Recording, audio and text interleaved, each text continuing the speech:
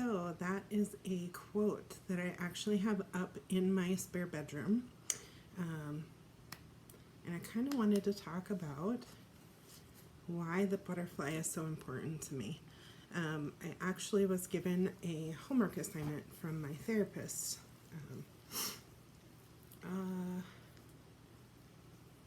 the week before last. I have a Facebook group that I'm a part of, and it is a whole bunch of women from all across the world. And one of the admins of the group had asked a question and said, if you could picture yourself, how would you do it? How would you picture yourself? If you could think of an animal or a story or a poem, a book that you read, what would represent you? How would you best represent yourself? And that got me thinking, because right away I was like, oh, I know exactly how I would do that. And then she kept talking.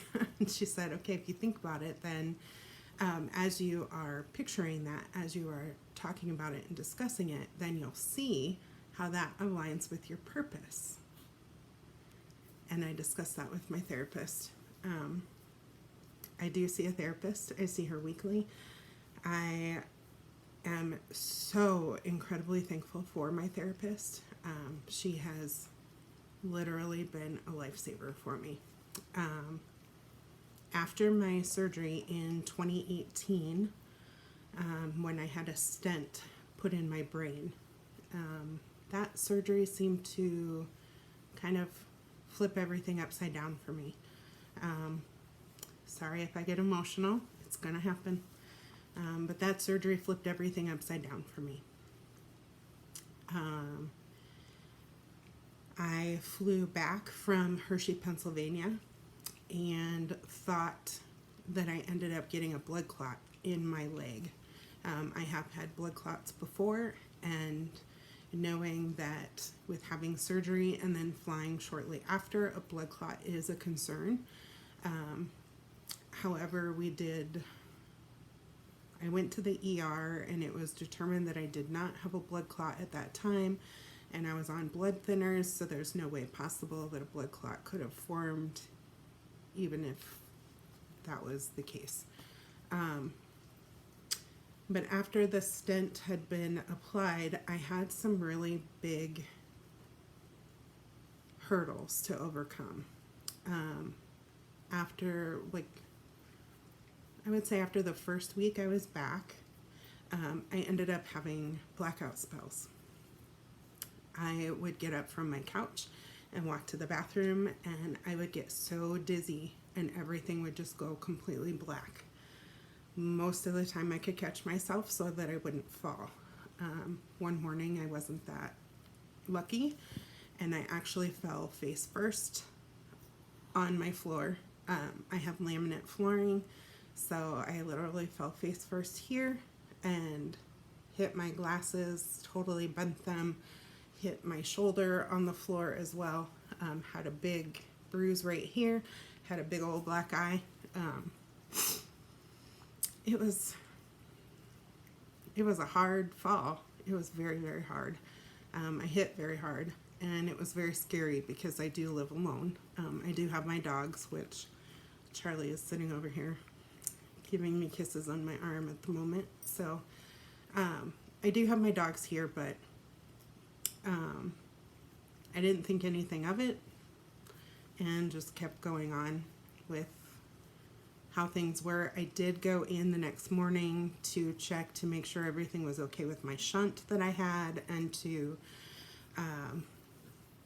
make sure that I didn't have any bleeds on the brain or anything like that. Again, since I was on blood thinners, that was a concern, and that was why everything kind of ended up with huge, humongous bruises, and yeah, not fun. But it changed me mentally. And I don't know if it is because the blood flow was finally going through my body. I don't know exactly what it was, but my depression got worse. My anxiety got way worse. And I was also noticing that I didn't have a lot of people coming over to help me after my surgery. 3 months before that, I had actually had a very major back fusion from L4 to S1 and was on very limited restrictions. Couldn't lift over 10 pounds. Bending over was very difficult. I ended up doing quite a bit by myself because anytime that I did ask for help, I was always told no. So that was very difficult to accept and to work through and whatever. My depression got to the point where I had told my therapist that something was going on, and she was like, no, you're fine, you're fine. I told my psychiatrist at the time, something's not right, I feel like I'm spiraling, and she said, if it's really that bad, then just go to the hospital and check yourself in. I have been inpatient at the mental health hospital before. I knew that they wouldn't keep me because I was too high functioning and I was not in an active danger at that point. So they wouldn't have kept me even if I went to the hospital. So I was telling people over and over again, I need help, and nobody was helping me. So first and foremost, I'm going to tell you that if I hear people say, if you need help, just reach out, I'm going to punch you. Because this was an instance that I did reach out, and I reached out multiple times to all the people that I was supposed to reach out to and was not heard. So I want you to really think about the people that you know in your life. How long has it been since you checked up on someone?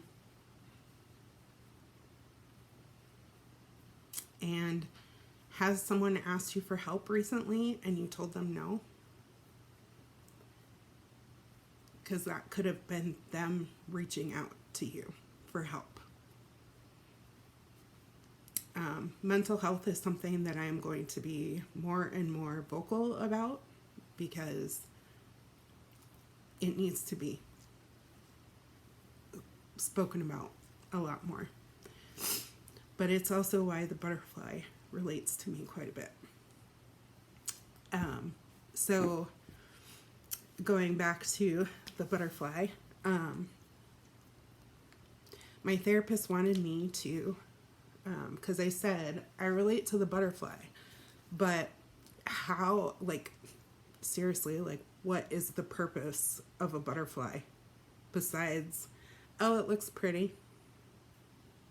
Like, seriously, is there a purpose other than, oh, it looks pretty? And she said, research it, look it up. I want you to see what you can find. Little did I know that that would lead me on a journey that I was not expecting whatsoever. I do not journal. I hate journaling. Hate it with a passion. Biggest reason I hate it is because when I was younger, my journal was read and it was used against me quite a bit. So I don't like journaling because I have a fear that somebody's going to find it, read it, and use it against me. It's happened before, so that's what it is. So I don't like journaling. But it wasn't until this last assignment that I actually realized why I don't like journaling. And most of the time, when you do journal, you're journaling all of these feelings and emotions, and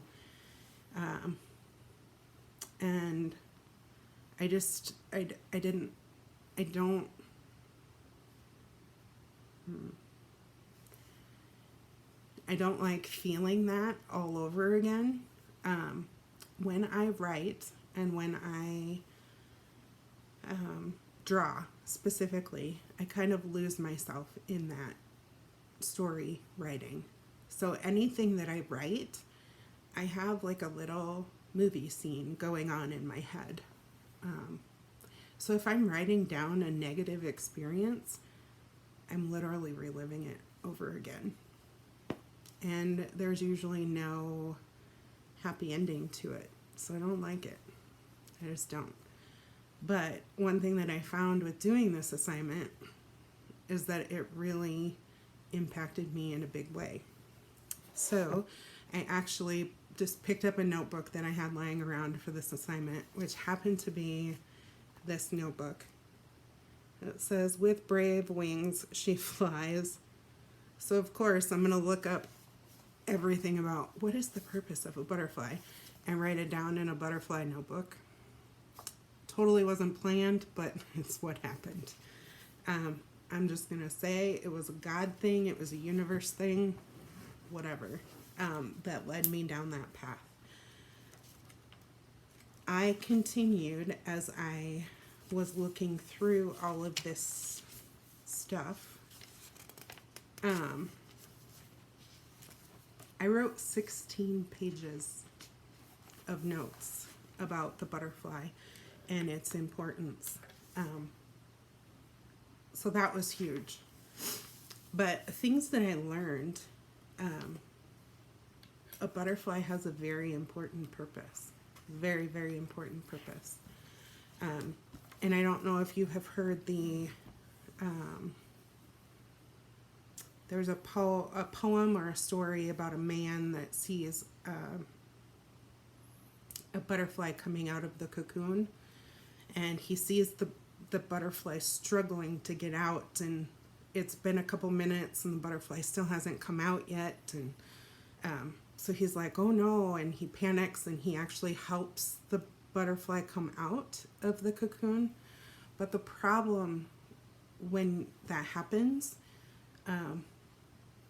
is that the fluid that's in the body of the butterfly doesn't go to the wings, because the butterfly has to go through that struggle to push the fluid from its body into its wings.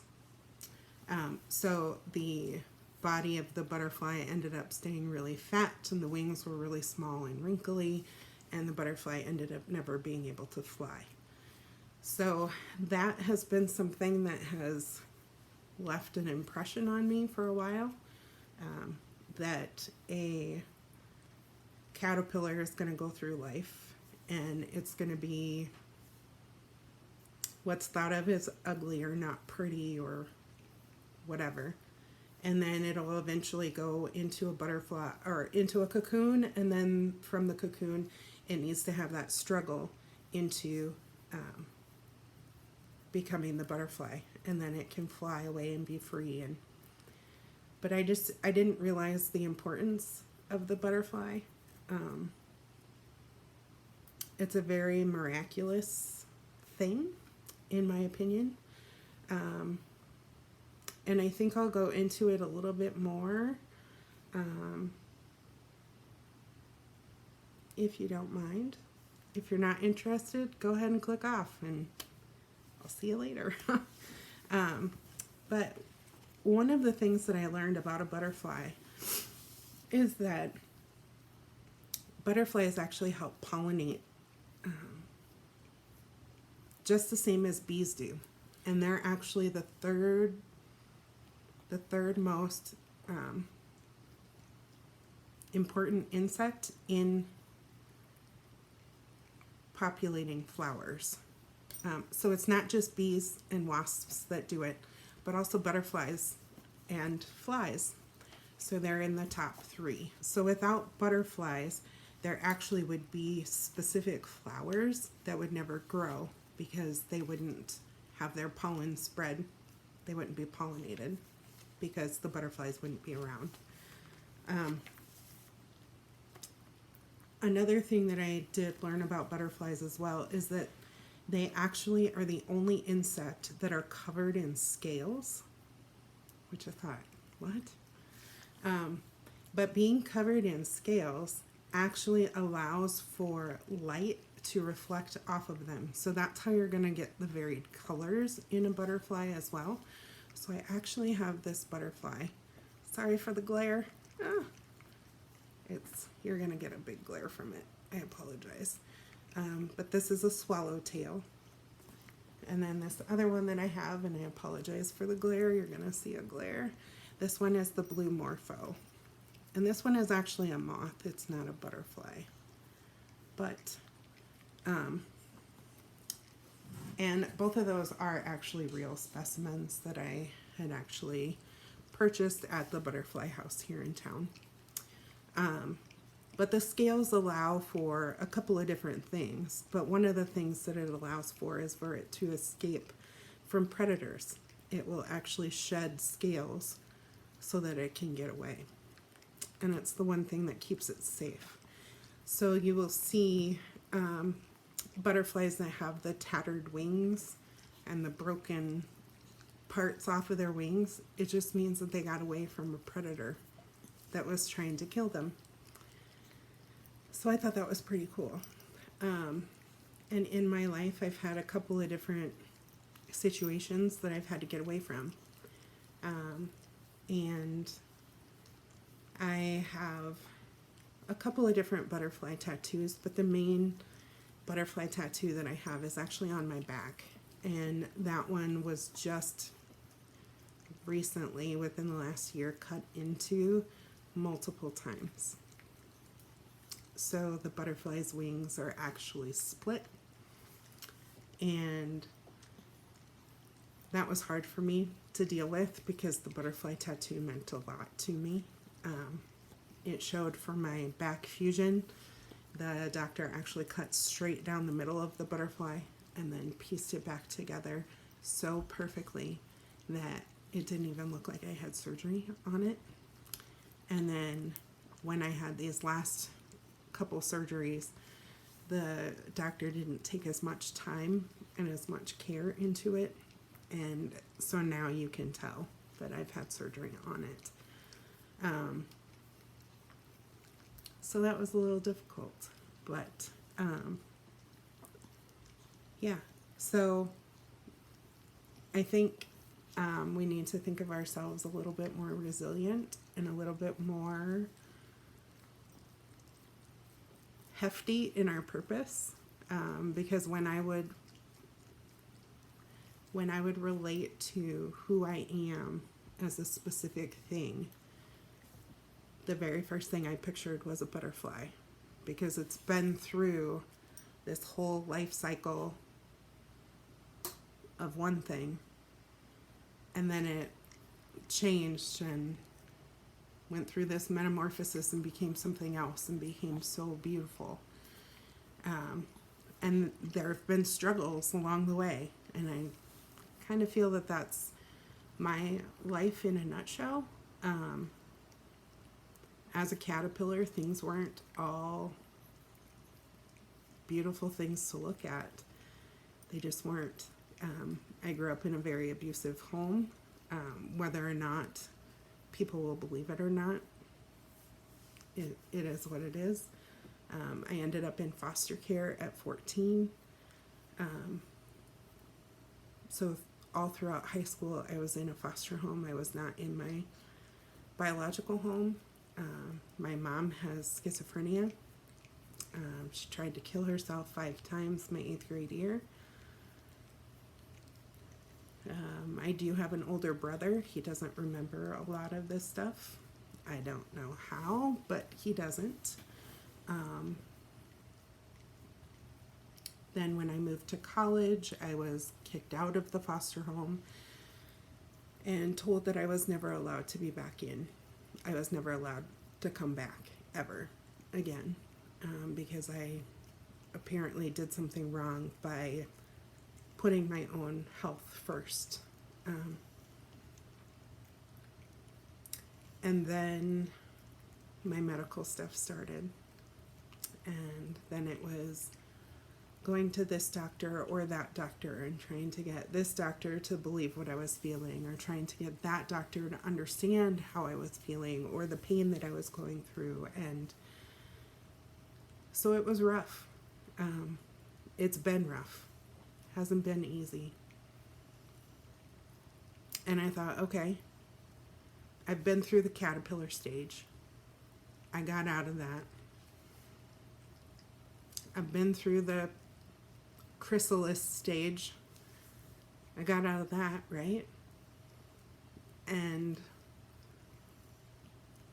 now I'm into this, maybe, butterfly stage. I don't know if I'm there yet or not, but I hope that one day that I'll actually feel like I'm there. Right now I'm really struggling with some pain. Haven't been on video a whole lot because I've been experiencing quite a bit of pain at my shunt site. So this wonderful hair, this is the growth that I have from having surgery at the end of March. This is how much hair I have grown back. My shunt valve is right about here, and this is where it is the most sensitive. And even just running my finger along there, it's painful, to say the least. I'm trying to get my doctor to understand that the pain that I'm feeling is not normal for this shunt. But I've been trying for the last 3 weeks to tell him that there's something wrong. So I have another message into the doctor, and I'm hoping and praying that someone will hear me and someone will listen. And I'm hoping that it doesn't mean another surgery quite yet, because I'm not ready for that. I've already had 4 this year within 58-day time period. I don't want another surgery, but I want to feel better. So I'm going to keep going. I'm going to keep going through whatever struggle I need to go through at this point. But know that if you don't see me for a little bit, it's just because the pain is real right now. And I got to take time to focus on that.